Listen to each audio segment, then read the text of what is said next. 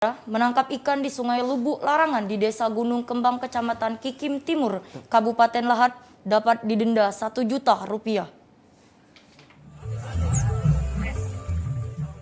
Untuk menjaga agar anak cucu dapat menikmati ikan sungai yang kaya akan gizi, warga Desa Gunung Kembang, Kecamatan Kikim Timur, Kabupaten Lahat membentuk lubuk larangan.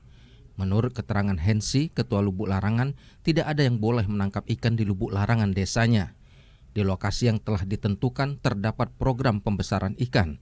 Orang yang melanggar akan didenda Rp1.000.000 per ekor dan Rp500.000 sesuai alat tangkap yang digunakan. Ini memang dilarang untuk pengambilan ikan dengan perorangan atau dinamakan mencuri.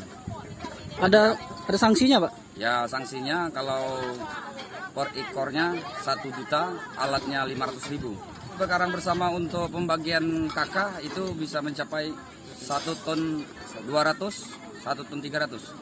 Ikannya ikan sungai asli, Pak ya? Ya, ikan-ikan sungai asli seperti semote, baung,